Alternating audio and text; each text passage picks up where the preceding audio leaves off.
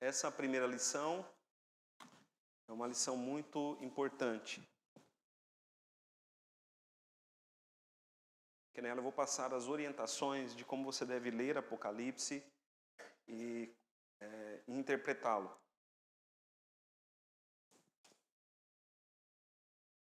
Apocalipse, meus irmãos, capítulo de número 1.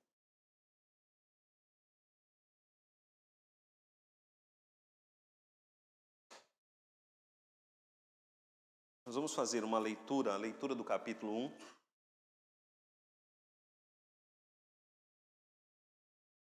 E aí depois nós iremos passar alguns slides e iremos explicando verso por verso aqui do capítulo de número 1. O livro de Apocalipse é um livro pequeno. É um livro bem pequeno, os irmãos podem ver aí. Acredito que numa sentada os irmãos farão a leitura, né? Podem fazer a leitura rapidamente desse livro. Apocalipse capítulo 1, nós vamos ler do verso 1 até o verso de número 20. Revelação de Jesus Cristo, que Deus lhe deu para mostrar aos seus servos as coisas que em breve devem acontecer, e que ele, enviando por intermédio de seu anjo, notificou ao seu servo João, o qual atestou a palavra de Deus e o testemunho de Jesus Cristo quanto a tudo que viu. Bem-aventurados aqueles que leem, aqueles que ouvem as palavras da profecia e guardam as coisas nela escritas, pois o tempo está próximo. João, às 7 igrejas que se encontram na Ásia, graça e paz a vós outros, da parte daquele que é, que era e que há de vir, da parte dos 7 espíritos que se acham diante do seu trono, e da parte de Jesus Cristo, a fiel testemunha, o primogênito dos mortos e o soberano dos reis da terra. Aquele que nos ama e pelo seu sangue nos libertou dos nossos pecados, e nos constituiu reino, sacerdotes para o seu Deus e Pai. A ele a glória e o domínio pelos séculos dos séculos. Amém. Eis que vem com as nuvens, todo olho verá, até quantos o traspassaram. E todas as tribos da terra se lamentarão sobre ele, certamente. Amém. Eu sou o Alfa e Ômega, diz o Senhor Deus, aquele que é, que era e que há de vir, o Todo-Poderoso. Eu, João, irmão vosso e companheiro na tribulação, no reino e na perseverança. Em Jesus achei-me na ilha chamada Patmos, por causa da palavra de Deus e do testemunho de Jesus. Achei-me em espírito no dia do Senhor e ouvi por detrás de mim grande voz como de trombeta, dizendo, que escreve, o que vês escreve em livro e manda 7 igrejas, Éfeso, Esmirna, Pérgamo, Tiatira, Sardes, Filadélfia e Laodiceia. Voltei-me para ver quem falava comigo e voltando vi 7 candeeiros de ouro e no meio dos candeeiros um semelhante a filho de homem, com vestes talares e cingido à altura do peito, com uma cinta de ouro. A sua cabeça e cabelos eram brancos como alva lã, como neve, os olhos como chama de fogo, os pés semelhantes ao bronze polido, como que refinado numa fornalha, a voz como voz de muitas águas. Tinha na mão direita 7 estrelas, e da boca saía-lhe uma afiada espada de 2 gumes. O seu rosto brilhava como o sol na sua força. Quando o vi, caí aos seus pés como morto, porém ele pôs sobre mim a mão direita, dizendo, não temas, eu sou o primeiro e o último, aquele que vive, estive morto, mas eis que estou vivo pelos séculos dos séculos, e tenho as chaves da morte e do inferno. Escreve, pois, as coisas que viste, as que são, e as que hão de acontecer depois destas. Quanto ao mistério das 7 estrelas que viste na minha mão direita, e aos 7 candeeiros de ouro. As 7 estrelas são os anjos das 7 igrejas, e os 7 candeeiros são as 7 igrejas. Vou pedir ao presbítero Marcos que faça uma oração. O Anércio vai levar o microfone até o Marcos. Meus irmãos, se alguém quiser fazer alguma pergunta durante a lição, levanta a mão e aí o Boanerges vai levar o microfone até você para que você faça a sua pergunta e todos possam ouvi-la. Senhor Deus, Pai amado, em nome de Jesus, estamos aqui, Senhor, reunidos para aprender, Senhor, sobre a Tua palavra. Que o Senhor possa usar o Teu servo, ó Pai, para que nós possamos crescer juntos, ó Senhor. Que o Senhor possa ter misericórdia de nós quanto à nossa ignorância e faça-nos, Senhor, esclarecer todas as coisas que o Senhor deseja. Nós te pedimos humildemente, Senhor, tenha paciência conosco e faça-nos, Senhor, mais e mais teus servos, que possamos pregar aquilo que aprendemos ao Senhor, àquelas pessoas que ainda não tiveram a oportunidade de receber, Senhor, o verdadeiro Evangelho de Cristo. Nós te louvamos por esta manhã em nome de Jesus. Amém. Amém. Ok, meus irmãos, vamos aqui para os slides, né? Algumas informações básicas sobre o Apocalipse. Primeiramente, o autor. O autor de Apocalipse é João, o discípulo e apóstolo. João, ele escreveu, além do Apocalipse, outros textos, né, que nós temos na Bíblia. João escreveu o Evangelho, o quarto Evangelho foi escrito por João. Também João escreveu as 3 epístolas joaninas que antecedem aí o livro de Apocalipse.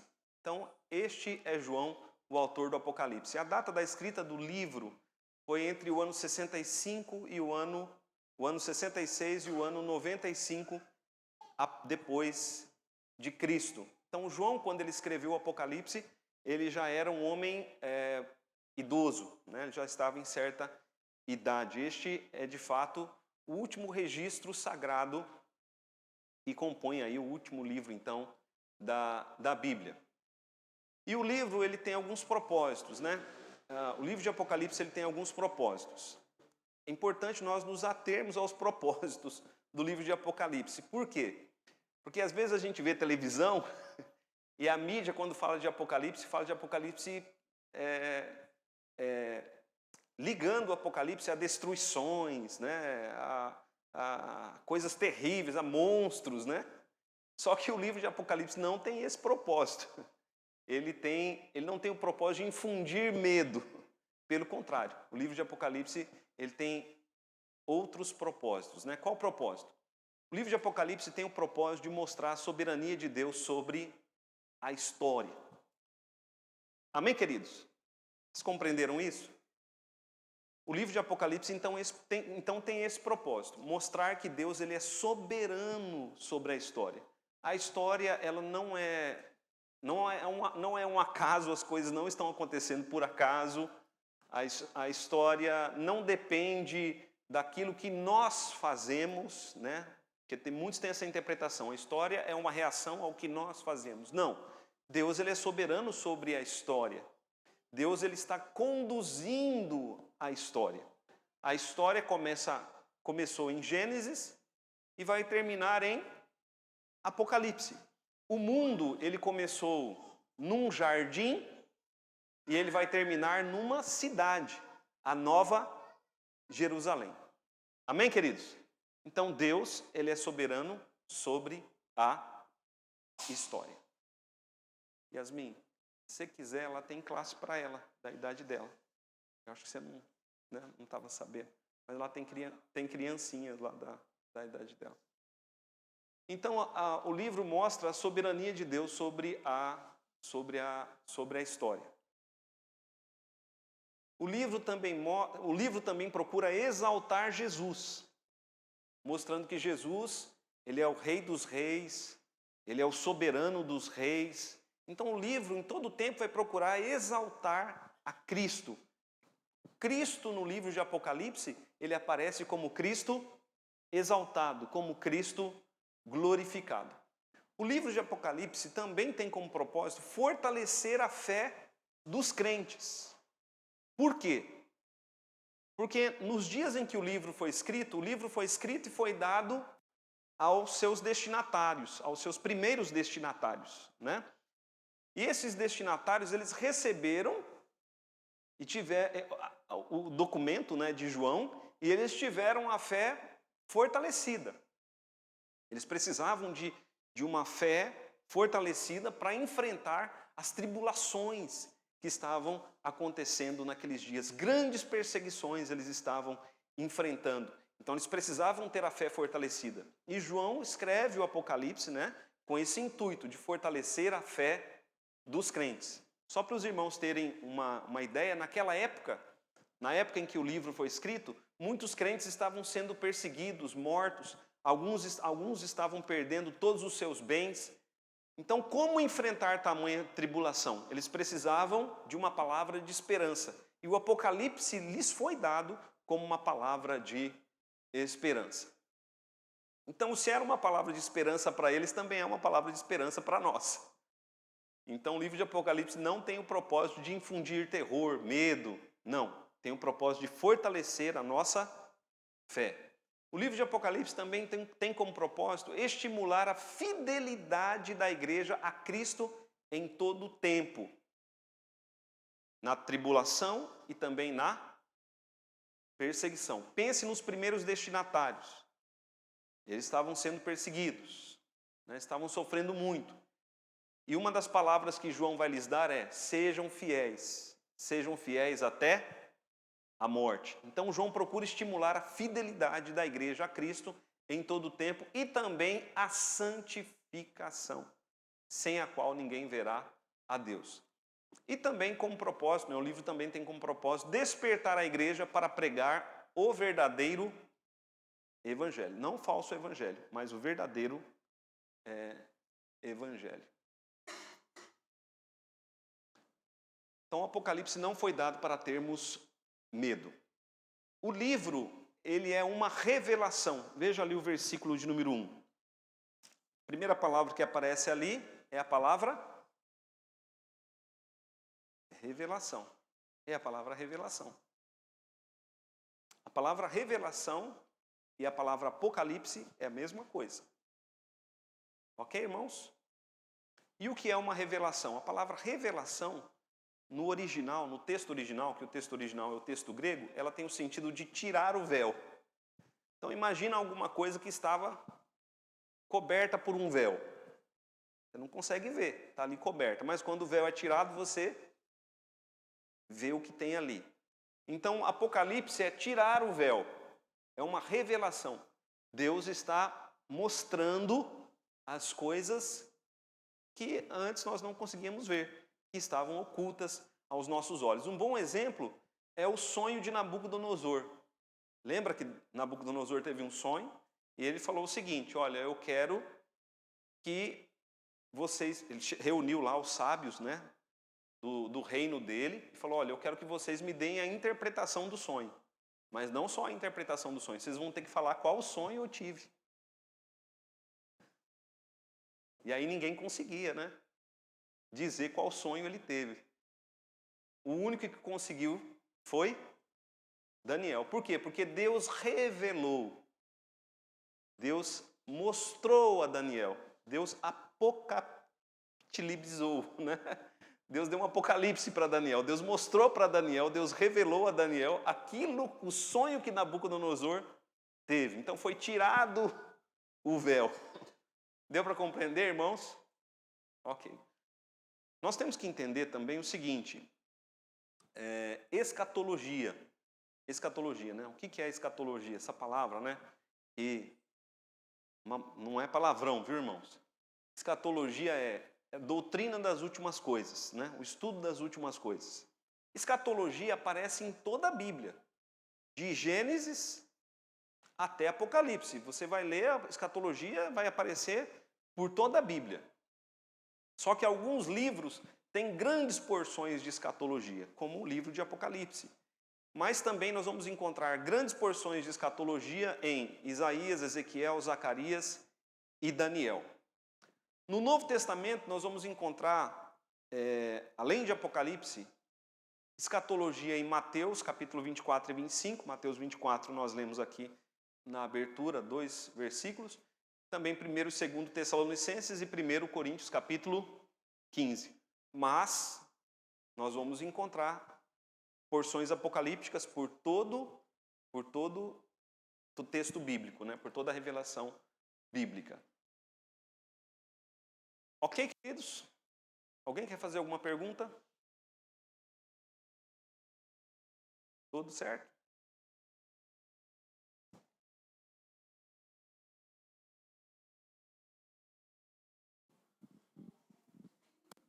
É isso.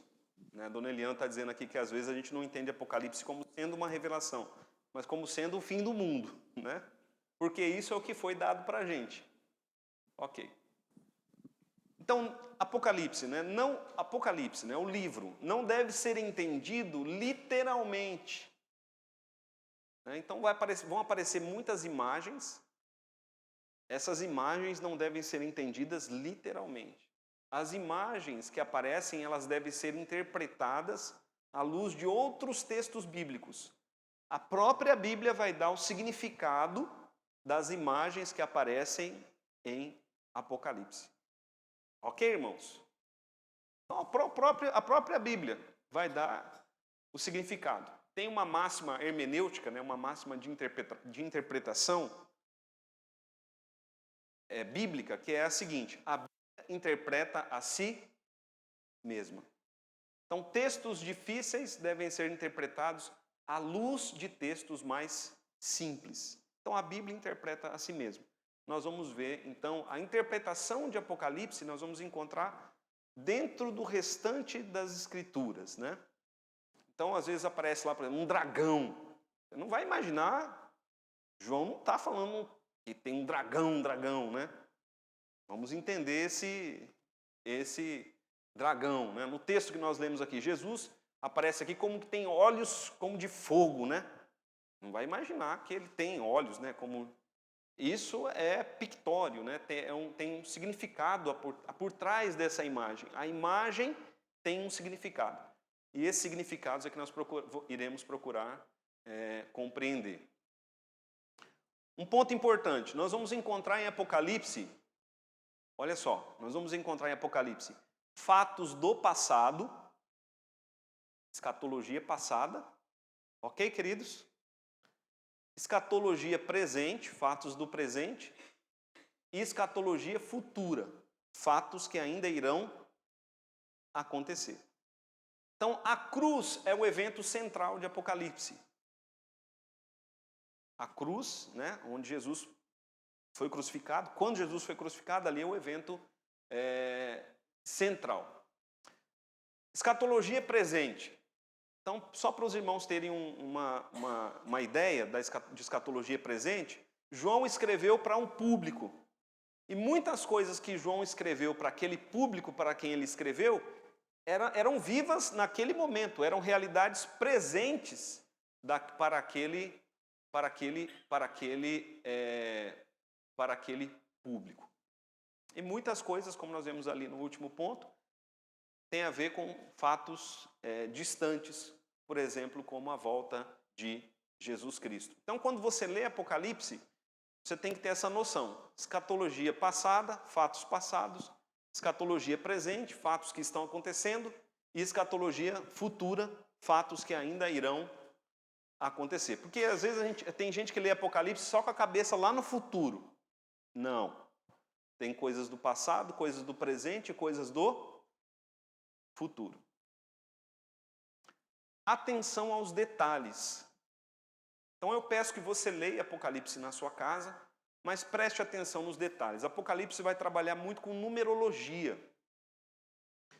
Então, por exemplo, o número 7 vai aparecer algumas vezes. Né? O livro faz referência... o número 7 faz referência sempre a Deus. O número 7 ele tem a ver, ele significa perfeição. Ele é um número que é relacionado sempre a Deus. O número que é do homem é o número 6. Porque Deus fez o mundo em 6. Deus fez o homem, né, no 6º dia. Às vezes vão aparecer jogos de palavras. Esses jogos de palavras vão aparecer 7 palavras que se relacionam a Deus, ou 3 palavras que se relacionam à Trindade. Então, o livro ele tem muito essa questão de jogos de palavras, e então a gente tem que prestar atenção nos detalhes. Então, o livro de Apocalipse não é um livro só para leitura. Você tem que fazer uma leitura e depois é preciso fazer, além da leitura, uma meditação. Ali o último pontinho. O livro ele é dividido em 7 partes. Isso eu quero que os irmãos prestem bastante atenção. Porque se você não se ater a isso que eu vou explicar agora, você não vai entender Apocalipse. O livro ele é dividido em 7 partes, né? Ok. Então, estão aí as 7 partes. Já vou falar delas. Isso aqui, meus irmãos, eu posso passar esses slides para vocês depois. Então nós vamos seguir uma linha de interpretação, que é a linha de interpretação amilenista. Existem outras linhas de interpretação de Apocalipse, né? O pós-milenismo, o que significa milenismo, né? Significa um tempo, né? Se for entendido literalmente, de 1000 anos. Mas isso aí a gente vai chegar lá depois. Mas nós vamos seguir essa linha de interpretação milenista dentro da teologia reformada, que é a teologia que nós adotamos, né? A teologia calvinista, teologia reformada. Então, o livro ele é dividido em 7 sessões. O que significa isso? Significa que o livro ele deve ser lido como quem vê a história por 7 ângulos. Ok, meus irmãos? Então imagina comigo aqui um acontecimento. Vocês todo mundo aqui já assistiu o jogo de futebol, né? Então quando você assiste lá o jogo, acontece lá o gol. O gol aconteceu. O que o pessoal faz, o pessoal da transmissão? Eles passam aquele gol por vários ângulos. Mostra o gol visto de cima, né? O jogador fazendo o gol. Mostra o gol vendo por trás do gol, né? O gol sendo visto de lado. Então o gol aparece por vários ângulos. E cada ângulo que aparece, você vê um detalhe diferente. Então o Apocalipse, ele é contado, é uma história contada, né? Por 7 ângulos. Cada ângulo que se vê é a mesma história, mas ela aparece por aquele ângulo. Ok? Então veja só. Ficou claro isso aí? Vamos lá, voltar para as 7 partes. Então a primeira parte do livro vai mostrar Cristo no meio dos candeeiros.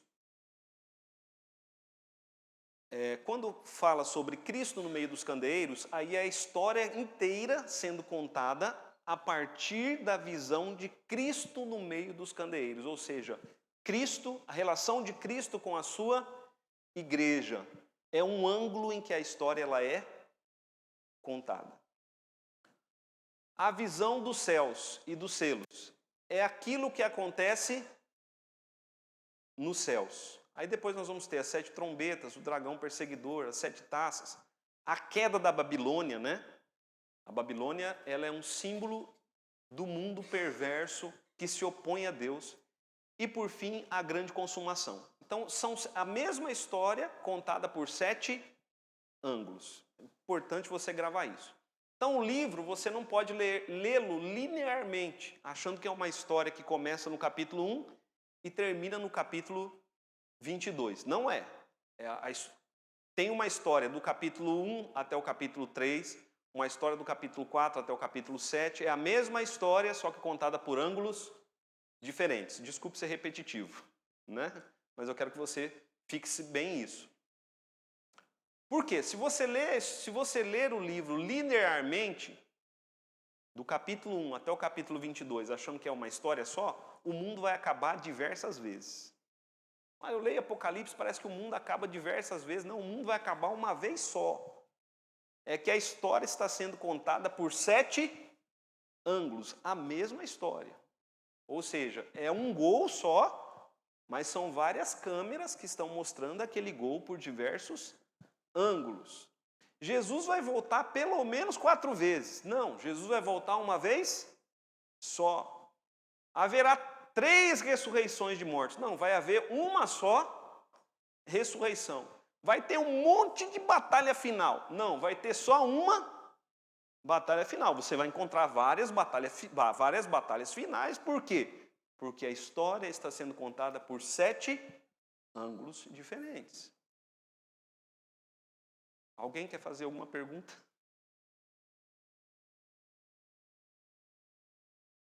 João ele vai fazer quase 700 citações do Antigo Testamento.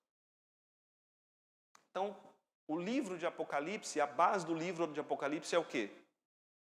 O Antigo Testamento. algumas citações, ou a maioria, né, quase todas elas, de forma indireta. Só algumas de forma direta.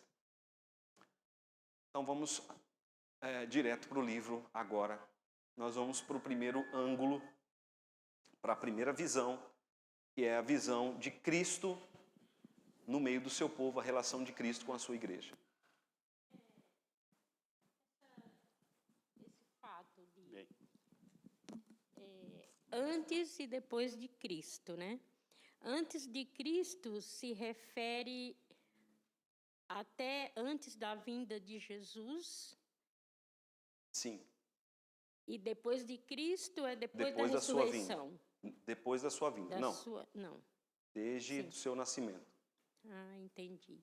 Porque eu ficava nessa dúvida se o antes e o depois, qual o tempo que se referia.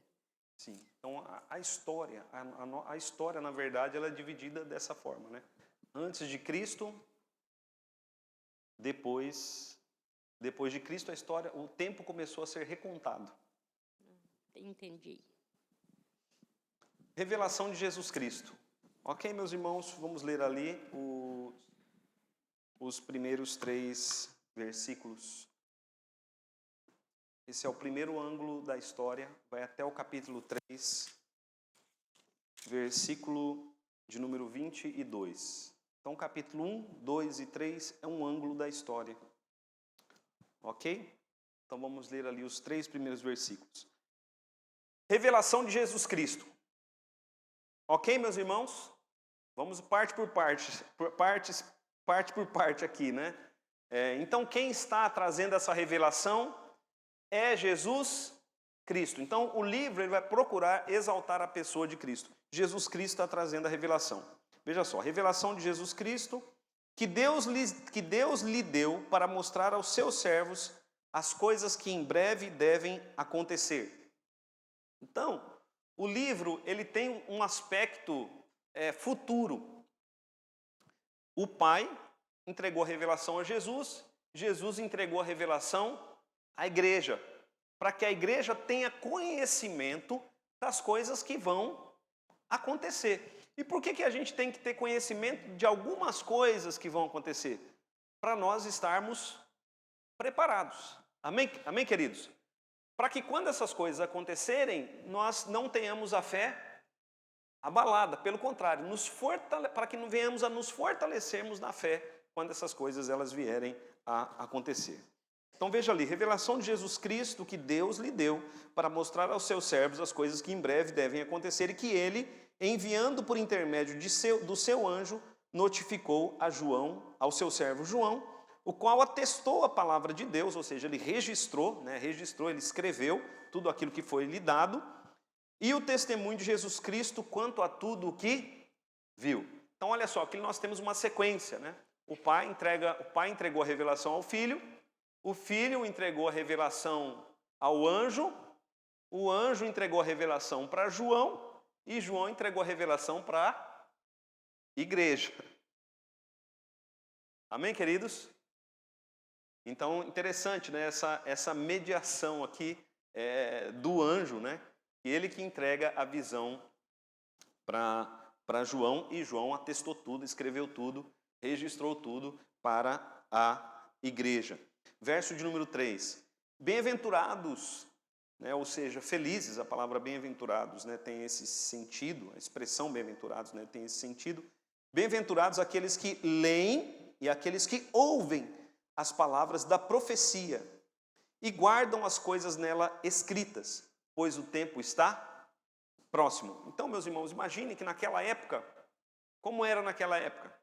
Naquela época, as pessoas não tinham cada um a sua Bíblia em mãos. Hoje a gente tem a Bíblia em várias versões.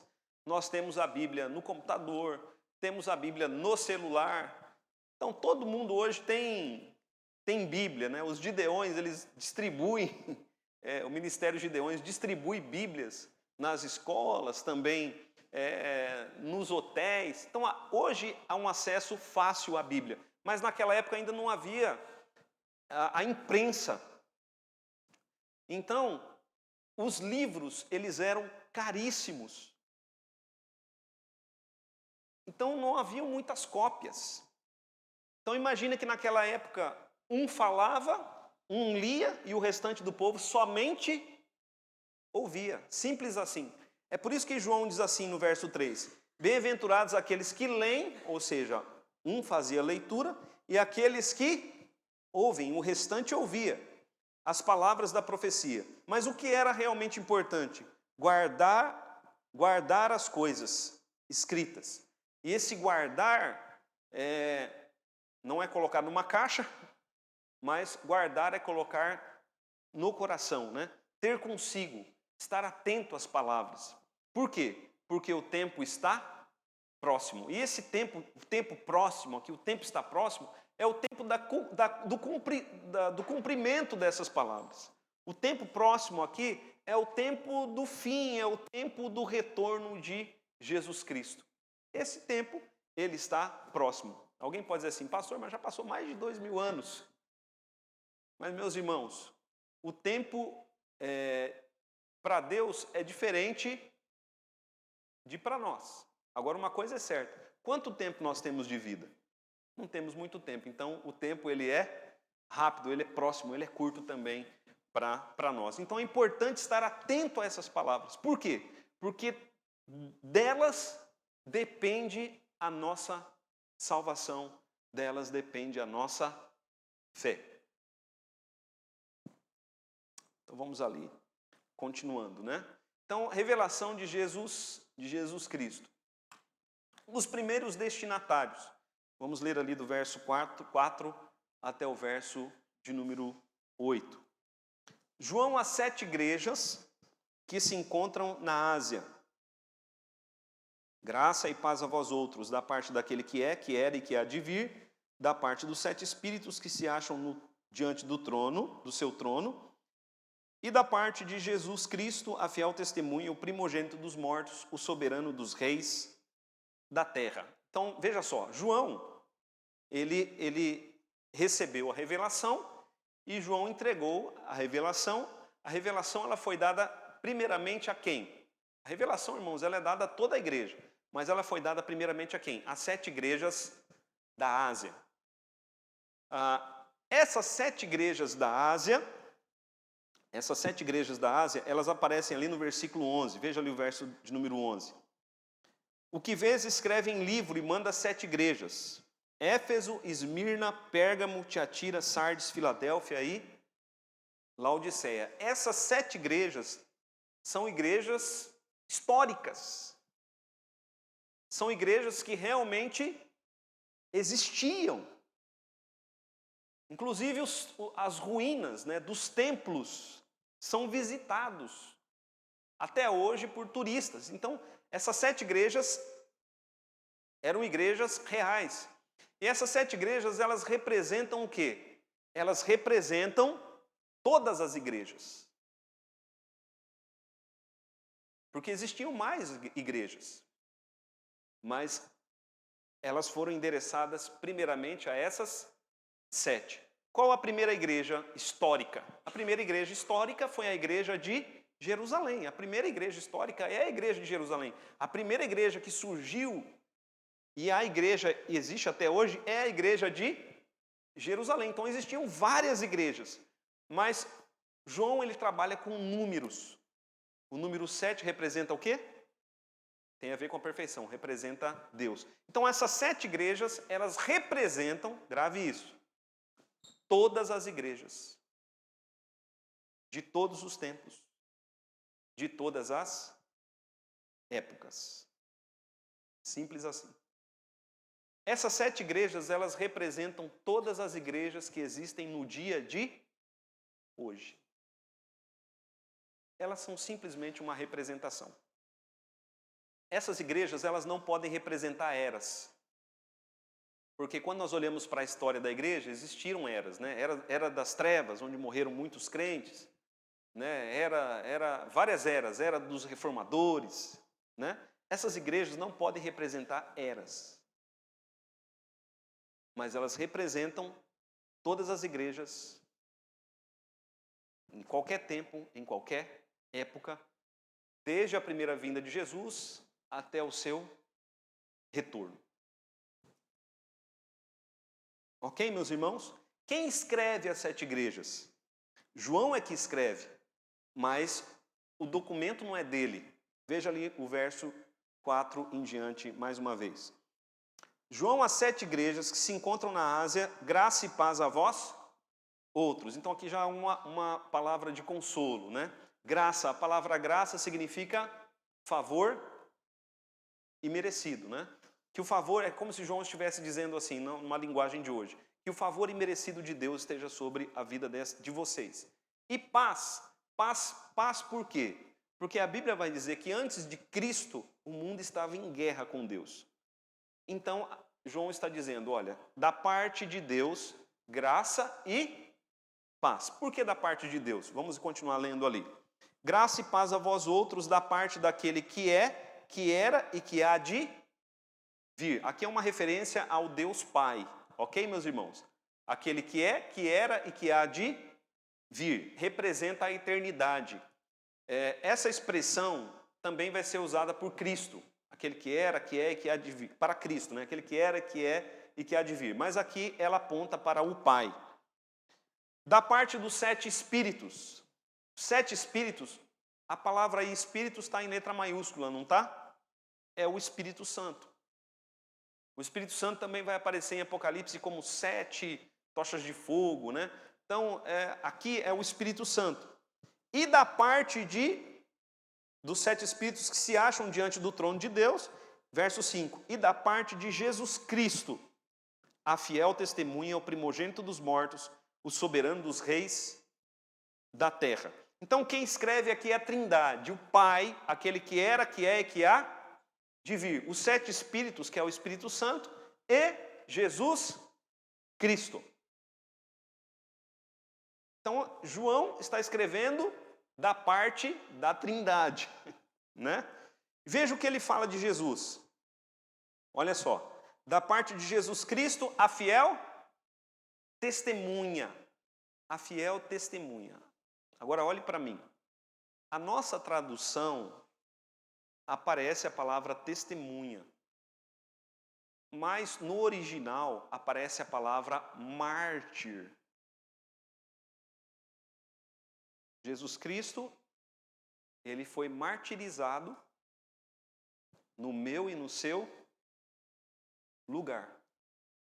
No original aí aparece o fiel mártir. Por que fiel mártir? Porque ele foi fiel até a morte, morte de cruz. Ele foi obediente ao Pai até a morte, morte de cruz. Aí já tem um exemplo para nós, já tem uma aplicação. Porque João vai dizer às igrejas, olha, o grande mártir foi Jesus. Sigam ele, sigam o exemplo dele. Sejam fiéis até a morte, se necessário. Mas não neguem a Cristo. Ele é a fiel testemunha, o fiel mártir, o primogênito dos mortos. Mas também, veja ali, primogênito dos mortos e o soberano dos reis da terra, né? Soberano dos reis da terra. Então aqui há a exaltação de Cristo Jesus. Ele foi o primeiro mártir. Ele morreu pelos nossos pecados. Mas ele hoje não está morto. Ele é o soberano dos reis da terra. Então o Apocalipse já começa mostrando isso. Que Jesus Cristo, ele, depois da sua morte, nós sabemos, ele foi assunto aos céus, né? Depois da sua ressurreição. Ele subiu aos céus. E ele subiu aos céus para quê? Para reinar. Jesus está reinando.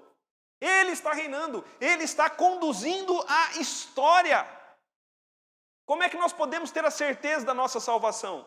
Porque Jesus, ele está reinando. Porque se ele não está reinando, nós não podemos ter certeza do amanhã. Mas como ele está reinando, nós temos a certeza do amanhã. Amém, queridos? Está claro?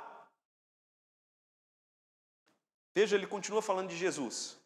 Verso 5. Aquele que nos ama e pelo seu sangue nos libertou dos nossos pecados e nos constituiu reino, sacerdotes para o seu Deus e Pai. A ele a glória e o domínio pelos pelos séculos dos séculos. Amém. Então esse Jesus, né? Esse Jesus, veja só o que diz o verso 5, ele nos libertou, né? Ele nos libertou dos nossos pecados. Então, veja só, a salvação não tem a ver só com a nossa passagem, né? De entrada para os céus. A salvação tem a ver com libertação. Aquele que é salvo, ele é liberto dos seus pecados, né? Ele é liberto dos seus pecados. E o que Jesus fez? O que Jesus tem preparado para o seu povo? Veja ali o verso 6. Um reino. Ele nos constituiu reino. Você é brasileiro. Certo? O que te faz ser brasileiro? Você nasceu no Brasil. Você é filho dessa pátria. O que te faz ser do reino de Deus? Você nasceu de novo. Você nasceu em Cristo Jesus. Nova criatura. As coisas velhas ficam para trás. Ele nos constituiu o reino, ele nos fez um reino. E agora nós somos um reino, a ideia aí é que nós somos um reino de sacerdotes. O que significa isso, ser um reino de sacerdotes? No Novo Testamento, no Antigo Testamento, tinha o sacerdote e o povo. Quem que podia chegar diante de Deus? O sacerdote. Mais especificamente, o sumo sacerdote. Hoje, no Novo Testamento, isso é a Bíblia quem diz, no Novo Testamento não tem mais sacerdote e o povo. Todos somos sacerdotes. Nós somos um reino de sacerdotes. Ele nos constituiu, veja aí o verso, né? As palavras são fortes. Ele nos fez, ele nos constituiu um reino de sacerdotes. Nós podemos entrar na presença de Deus. Meus irmãos, isso era o propósito de Deus desde o começo. Veja comigo, Deuteronômio, vai abrindo a Bíblia lá em Deuteronômio que eu vou ver aqui o texto.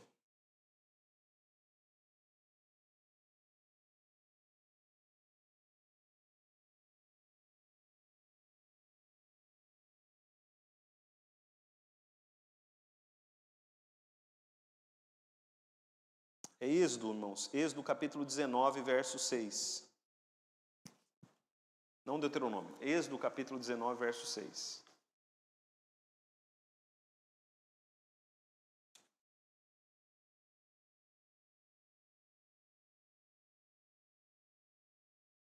Versos 5 e 6. Êxodo capítulo 19, versos 5 e 6. Quem quiser ler, levanta a mão que o Bonerges vai levar, o Sebastião vai fazer a leitura. O Bonerges vai trazer o microfone aqui para o Sebastião. Êxodo capítulo 19, versos 5 e 6. Agora, pois, se diligentemente ouvirdes a minha voz e guardardes a minha aliança, então serei a minha propriedade particular dentre todos os povos, porque toda a terra é minha. E vós me sereis um reino sacerdotal e o povo santo. Estas são as palavras que falará ao filho de Israel. Então veja, qual que era o propósito de Deus desde a época lá de Moisés? Fazer uma nação. Deus estava separando, Deus falou assim, toda a terra é minha, mas eu estou separando um povo para formar uma nação, e esse povo vai ser um reino de sacerdotes, vai ser um povo santo. Olha o que Jesus está dizendo aí a respeito meu e seu, se cremos de fato nele.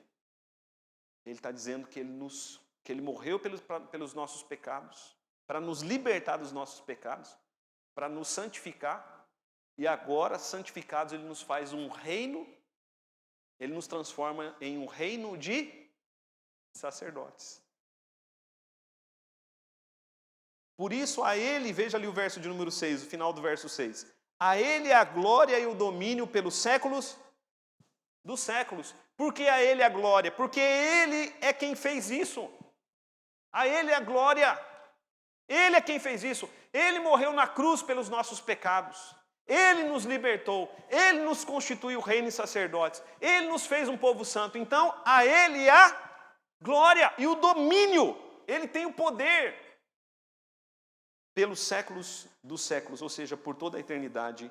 Amém. Verso de número 7, né? Verso de número 7 e 8, diz assim: eis que vem com as nuvens. Está falando de Jesus. Agora olhe para mim. Como que Jesus veio a primeira vez? Humilde. De Maria. Numa manjedoura, numa estrebaria. Não havia lugar para ele na hospedaria. Ele veio humilde. Quem viu Jesus no seu nascimento? Os pastores. Depois, quando ele já tinha uma certa idade, alguns aninhos, vieram os magos do Oriente, lhe trazendo presentes, presentes que eram dados para reis. Jesus não recebeu presentes aleatoriamente. Ele recebeu presentes que eram dados para reis, recebeu incenso que apontava para a sua divindade. Ele recebeu ouro, que representava a sua realeza. Ele recebeu incenso, que representava a sua divindade. E ele recebeu mirra, preparando-o desde o seu nascimento para a sua morte.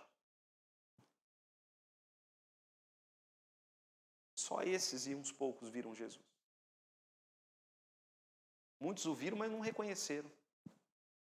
Imagina lá, Jesus como criança. Muitos brincaram com ele e não sabiam quem ele era. Mas agora ele virá entre as nuvens. Ele veio num estado de humildade. A teologia diz estado de humilhação. Ele veio num estado de humilhação, porque ele era Deus e deixou a sua glória para vir num estado de humilhação e viver sob um estado de humilhação. Mas agora ele virá em glória, né? Eis que vem com as nuvens. Todo olho o verá. Veja só, meus irmãos. Todo olho verá Jesus. Inclusive o meu e o seu. Inclusive aqueles que morreram. Porque haverá ressurreição dos mortos na sua vinda. Como que nós sabemos? Veja aí o verso, o que acontece, né? Eis que vem com as nuvens, todo olho verá, até quantos o traspassaram, né? Aqueles que crucificaram Jesus, aqueles que o traspassaram, né? Aqui faz referência direta aos soldados que com uma lança rasgaram o lado de Jesus. Jesus teve o seu lado rasgado para confirmar a sua morte e verteu dele sangue e água. Estes verão Jesus no seu retorno. Como que eles vão ver? Vão ter que ter ressuscitado. Todo olho verá. Até quantos o? Ele vai vir, irmãos. Quando Jesus vier, vai ser um trem muito grande, muito glorioso, porque ele vai vir e na sua vinda haverá ressurreição de mortos. Todo olho verá. Ninguém vai ficar sem ver Jesus Cristo. Sabe que você já foi em estádio de futebol? Quando a gente vai em estádio de futebol, eu tive o privilégio de ir algumas vezes no Morumbi, né? Já fui também no Parque Antártica, torci contra o Palmeiras. Era Palmeiras e Flamengo, ficou empatado. Minha esposa é flamenguista, se eu falar que eu torci para o Palmeiras, eu apanho. Fui no estádio do Corinthians, mas não tive coragem de entrar. Foi só, não vou responder isso aqui, porque está sendo filmado. Está sendo filmado. Certo é que eu fui lá no Morumbi. Quando você vai, tem lá as áreas, né, do campo. Tem as áreas do campo. Tem lá setor verde, setor laranja, setor... Tem várias cores lá. Dependendo do setor que você está, você não enxerga direito. Você vê ali o campo todo, mas é diferente você estar ali num lugar privilegiado. Irmãos, não vai ter isso quando Jesus voltar. Ninguém vai ter que ficar procurando, deixa eu ver, eu sou muito baixinho, eu não consigo enxergar entre a multidão. Todo olho verá e o verá perfeitamente. Todo olho verá. As crianças o verão, os jovens, os velhos, todos o verão. Até quantos aqueles que o traspassaram. Ele virá em glória. Depois vai mostrar o texto as reações ao seu retorno. Mas aqui João já nos dá uma prévia, porque ele diz ali, verso de número 7, e todas as tribos, né? Aqui a ideia aqui é de etnias, porque o mundo não é feito só por nações. Dentro do Brasil, o Brasil é uma nação, mas dentro do Brasil tem várias etnias. Eu não vou saber dizer quantas aqui, mas pelo menos uma centena de etnias tem no Brasil. Então todas as etnias, todas as tribos, todas as etnias da terra se lamentarão sobre ele. Aqui, meus irmãos, é um texto que faz referência é um texto que João está se referindo a uma profecia de Zacarias. Essa lamentação aqui, depois nós vamos ver outras por outros ângulos, né? Como eu disse, nós vamos ver por vários ângulos. Mas essa lamentação aqui é um choro, é uma lamentação. Por quê? Porque não creram no Filho de Deus. Não creram. Eles se lamentarão. E quando Jesus voltar, no dia do seu retorno, não haverá mais oportunidade de arrependimento. João vai deixar isso bem claro. Quando ele mostrar a história por outro ângulo. Mas quando Jesus voltar, né, se eu tiver morrido, eu ressuscitar ali, vou ver, Senhor, eu me arrependo dos meus. Não haverá oportunidade mais de arrependimento. Por isso que vai haver lamentação. Todas as pessoas, desde Adão até o final, estarão ali contemplando o seu retorno. E aqueles que não creram se lamentarão. Já acabou meu tempo? Tá. Então vamos seguindo aqui então. Verso de número 8.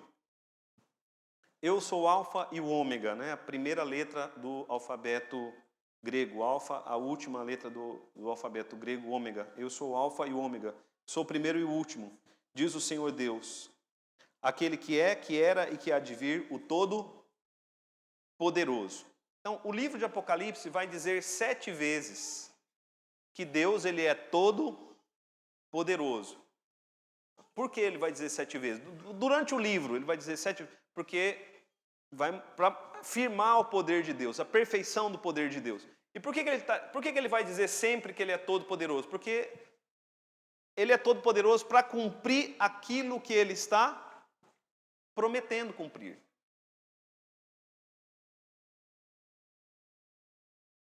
Ele é poderoso para cumprir aquilo que ele está prometendo cumprir. Ok, meus irmãos? Alguém tem aí alguma pergunta para fazer? Sebastião? Aqui, eu estou vendo ali naquele slide ali, ali do lado ali no planeta ali, né?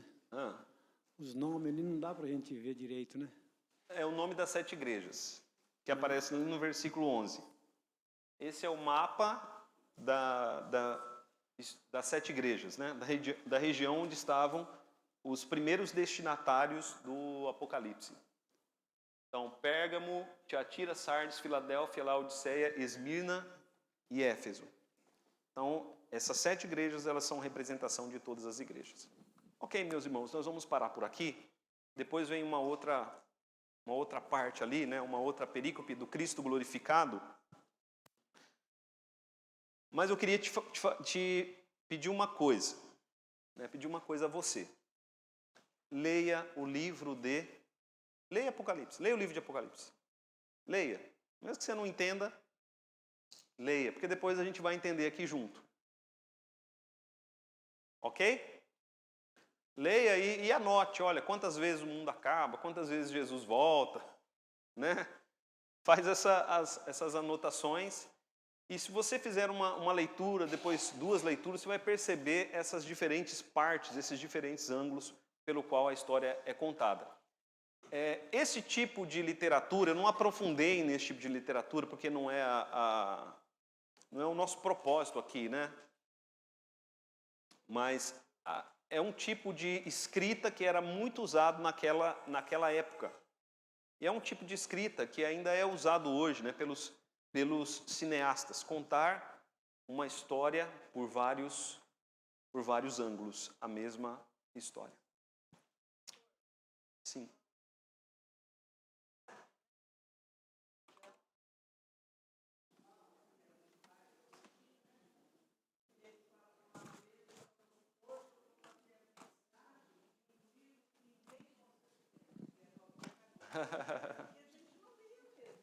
Sim. Mas não precisa ter medo de ler o Apocalipse. Leia sem medo.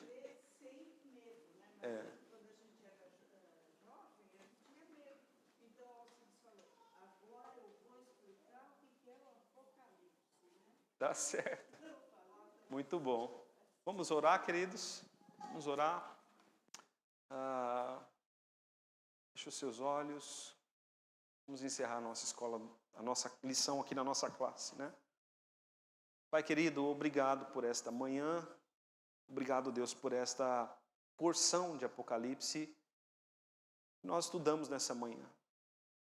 A minha oração, ó Deus, é para que a Tua palavra produza o fruto determinado por Ti em nossos corações. O Senhor nos deu o Apocalipse com um propósito. Então, Pai, que este propósito encontre lugar em nossos corações, para a honra e para a glória do Teu nome. Tira, Senhor, toda dificuldade de entendimento, toda dificuldade espiritual. Abre os olhos para que vejamos. Retira o véu para que contemplemos claramente, ó Deus. Para a honra e para a glória do Teu nome é que nós oramos, em nome de Jesus. Amém. Eu vou passar a palavra